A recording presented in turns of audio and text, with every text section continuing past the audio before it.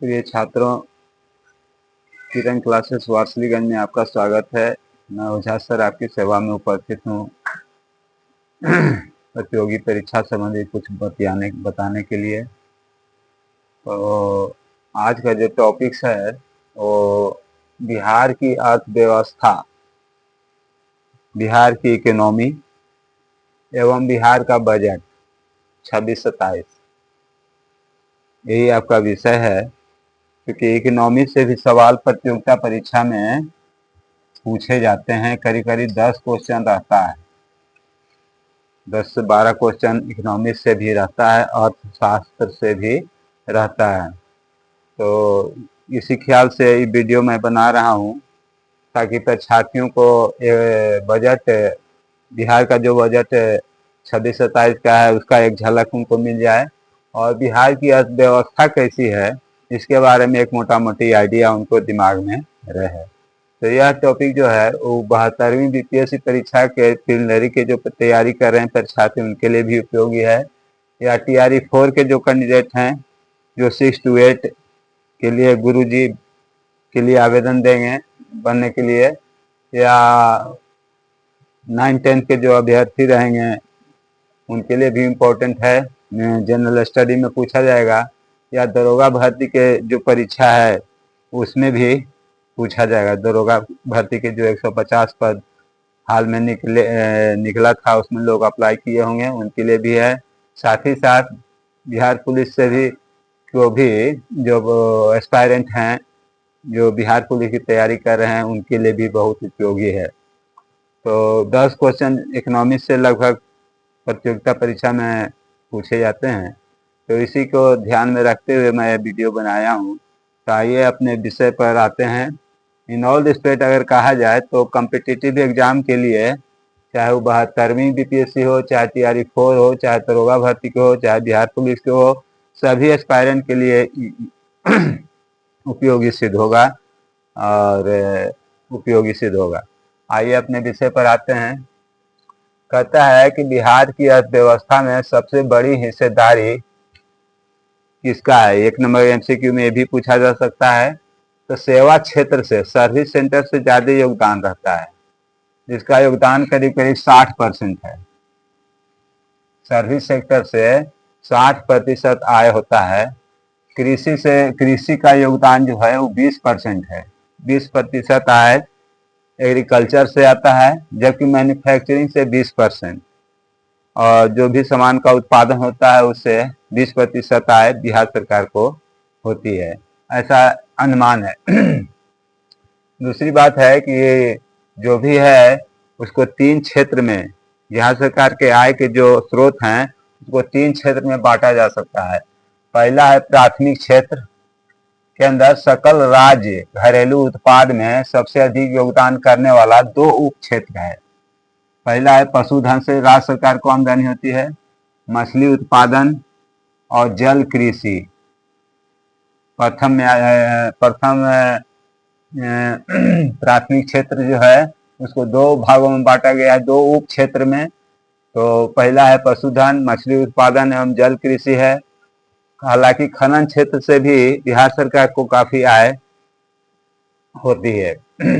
खनन के क्षेत्र में जैसे बालू हुआ, चूना पत्थर है, ये सब है, गिट्टी है, पहाड़ को काट करके गिट्टी लोग बनाते हैं, उससे भी सरकार को आमदनी होती है और अच्छी आमदनी होती है। 9% इसका योगदान है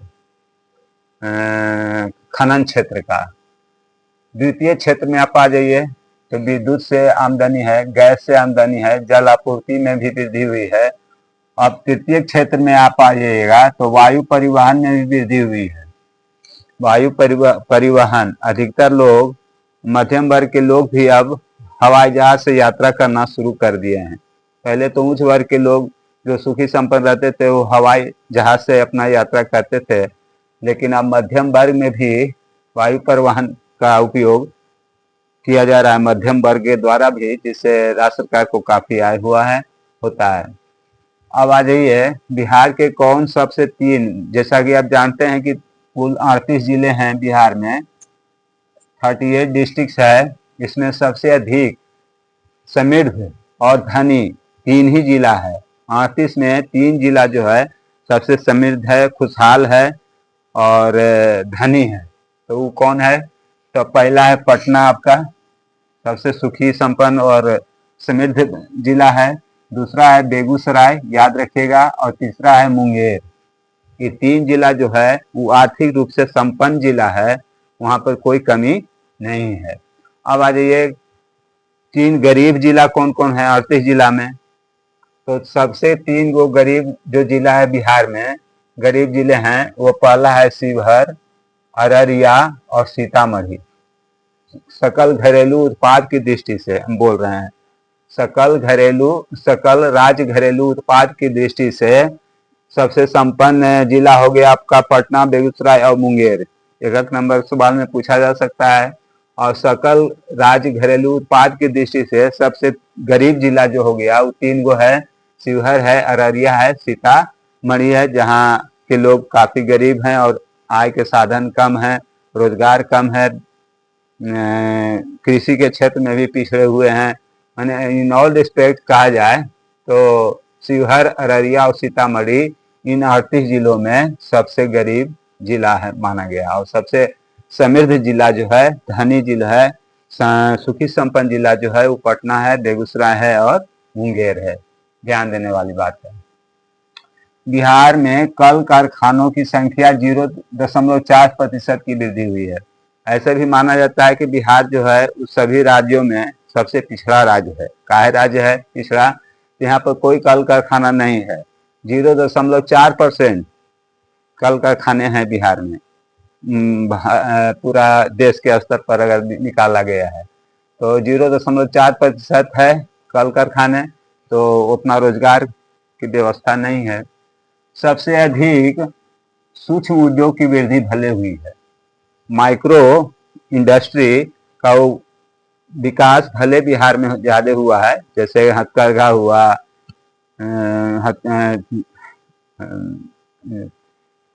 गमछा, लुंगी, ये सब जो हथकरघा से घरेलू खादी ग्रामोद्योग में जो बनता है, वो कंबल उद्योग, दरी उद्योग, ये सब जो है माइक्रो उत्पाद की दृष्टि से, ये सूक्ष्म उद्योग की दृष्टि से बिहार में कुछ विकास हुआ है। सूक्ष्म उद्योग स्थापित किए गए हैं जिससे कुछ रोजगार लोगों को, क्षेत्रीय लोगों को मिला है और इसमें फायदा हुआ है। एक झलक हम दे रहे हैं। उसके बाद बिहार राज्य के आय के आमदनी के सबसे बड़ा स्रोत बिक्री कर है, सेल टैक्स। जो भी सामान बिकता है सरकार उस पर कर लगाती है, टैक्स लगाती है। तो सबसे आय का सबसे बड़ा स्रोत जो है वो बिक्री कर है। और कुल आय में, बिहार सरकार के कुल आय में बिक्री कर का योगदान 70% है। इसका 70% आय बिक्री कर से बिहार सरकार को होती है। राज्य के आय को हम 2 स्रोत में बांट सकते हैं। राज्य का जो आमदनी है उसको 2 स्रोत में बांट सकते हैं। राज्य को कैसे आमदनी होता है? तो पहला, राज्य सरकार प्रत्यक्ष कर लगाती है, डायरेक्ट टैक्स लगाती है, और दूसरा जो है अप्रत्यक्ष कर। पहला हो गया प्रत्यक्ष कर और दूसरा हो गया आपका अप्रत्यक्ष कर। तो प्रत्यक्ष कर कहाँ लगता है? जो कर संपत्ति पर लगती है, जो सरकार लोगों की, जनता के जो संपत्ति है उस पर टैक्स जो लगाती है, जैसे मकान पर टैक्स लगाया है, सड़क पर है, बिजली पर है, इस सब पर है। तो जो कर संपत्ति पर लगाई जाती है राज्य सरकार द्वारा, इससे राज्य की आमदनी होती है। और एक अप्रत्यक्ष कर इनडायरेक्ट टैक्स होता है, जो कर वस्तु और सेवाओं पर लगाए जाते हैं, वस्तु और सेवाओं पर लगाए जाते हैं। इसके अलावे भी राज्य सरकार की आमदनी है, वो अलावे राज्य सरकार की आय के अनेक स्रोत हैं। जैसे लोक निर्माण में से आय होता है, प्रशासनिक सेवा से आय होता है, सरकार ब्याज की वसूली करती है, उससे राज्य को आमदनी होती है, शिक्षा से आमदनी होती है, लोक स्वास्थ्य से भी सरकार को आमदनी होती है, शहरी विकास पर भी टैक्स लगता है, उससे सरकार को आमदनी होती है, जल आपूर्ति, इससे भी राज्य सरकार को आमदनी होती है, शिक्षा से आमदनी होती है, कृषि से आमदनी होती है, उद्योग से आमदनी होती है, वानिकी इत्यादि से राज्य सरकार को आमदनी होती है, ये आय के स्रोत हो गया। इन सब आय के स्रोतों से बिहार सरकार अपना खर्च चलाती है। अब आ जाते हैं बिहार के बजट पर, जो 2026 में जो पेश किया गया है, 26-27 का ये बजट है। तो 3 फरवरी, ध्यान दीजिएगा, 3 फरवरी 2026 को बिहार के उप मुख्यमंत्री सह वित्त मंत्री श्री विजेंद्र प्रसाद यादव जी अपना बजट बिहार विधानसभा में पेश किए हैं। और इसका एक झलक इस प्रकार है, शॉर्ट में हम बता रहे हैं। 3,47,5,89,76 करोड़ में है, मैंने 3 अरब 3.5 अरब के आसपास बिहार का बजट इस वर्ष 26-27 के लिए माननीय वित्त मंत्री श्री विजेंद्र प्रसाद यादव जी, और जो बिहार के उप मुख्यमंत्री भी हैं, वो पेश किए। किस तारीख को? 3 फरवरी 2026 को। तो बिहार का अनुमानित विकास दर रखा गया है 14.9%। इनका अनुमान है कि बिहार जो है 14.9%, माने 15 के आसपास बिहार प्रगति करेगा, जो कि असंभव लगता है। अच्छा, रखा गया है। राजकीय घाटा 2.99% रखा गया है। याद रखिएगा कि राजकीय घाटा 3% से कम होना चाहिए, तब आपका राज्य जो है वो उस राज्य की वित्तीय सेहत जो है वो अच्छी रहती है। अगर 3% से ज्यादा राजकीय घाटा बढ़ता है तो राज्य की वित्तीय सेहत, वित्त संबंधी सेहत जो है वो खराब मानी जाती है। तो यहाँ पर देखिए 2.99 रखा गया है। राजकीय घाटा ये कम होना चाहिए। 3% से किसी भी सरकार के लिए बजट में कम होना, राजकीय घाटा कम होना चाहिए, 3% से कम होना चाहिए, कोई भी सरकार हो, चाहे भारत सरकार हो चाहे भारत सरकार के जो राज्य हैं उनका। तो इसका ध्यान रखा गया है। राजकीय घाटा 2.99% रखा गया है। राजस्व व्यय ऐसा व्यय होता है जो राज्य सरकार अपने कर्मचारियों पर, अपने उपयोगी, अपने यथार्थ जरूरी कामों में राज्य सरकार खर्च करती है। इससे संपत्ति का निर्माण नहीं होता है। तो ऐसे व्यय को राजस्व व्यय कहा जाता है। 65% रुपया जो है वो राजस्व व्यय के लिए रखा गया है। मैंने कुल इकाई, दाएं, सैकड़ा, हजार, 10,000, लाख, 2,25,434 करोड़ रुपया रखा गया है राजस्व व्यय। इस व्यय से राज्य सरकार कोई संपत्ति नहीं खरीद सकती है, कोई संपत्ति नहीं बना सकती है, कोई सुविधा अपने निवासियों को नहीं दे सकती है। तो इसको राजस्व व्यय कहते हैं। तो और दूसरा है पूंजीगत व्यय। पूंजीगत व्यय 18.26% रखा गया है। कुल 63 करोड़, इकाई, दहाई, सैकड़ा, हजार, 10,000, लाख, 10 लाख, 63,455,084 करोड़ रुपया पूंजीगत व्यय के लिए रखा गया है। अब इसी में संपत्ति का विकास होता है। राज्य सरकार कुछ खरीदती है, कुछ सड़क बनाती है, पुल पुलिया का निर्माण होता है, सड़कें बनती हैं, अस्पताल खुलता है, स्कूल खुलता है। ये सब पैसा जो है वो पूंजीगत व्यय में खर्च करती है सरकार। तो पूंजीगत व्यय के लिए 18.26% रखा गया है। इकाई, दाएं, सैकड़ा, हजार, 10,000, लाख, 10 लाख, 63,455,064 करोड़ रुपया पूंजीगत व्यय में रखा गया, जिसका खर्च राज्य सरकार स्कूल खोलने में, कॉलेज खोलने में, अस्पताल खोलने में, सड़क बनाने में, इंफ्रास्ट्रक्चर, पुल बनाने में सरकार करती है। उसके बाद शिक्षा पर व्यय, शिक्षा पर कितना रखा गया है? 68,216 करोड़ रुपया। कुल बजट का 19.6% है, जो पिछले वर्ष की तुलना में 10% अधिक है। पिछला वर्ष 10% कम था, इस वर्ष शिक्षा पर बिहार सरकार ज्यादा खर्च कर रही है। कितना ज्यादा? 10% की वृद्धि की गई है। 19.6% सरकार शिक्षा पर खर्च करेगी। कुल शिक्षा का बजट है 68,216 करोड़ रुपया। इस पैसा से क्या होगा भाई? तो इस पैसा से मॉडल स्कूल खुलेंगे और डिग्री कॉलेज खोलने का प्रस्ताव सरकार का है। बिहार सरकार खोलने जा रही है। कुछ मॉडल स्कूल खुलेंगे और कुछ डिग्री कॉलेज खुलेंगे।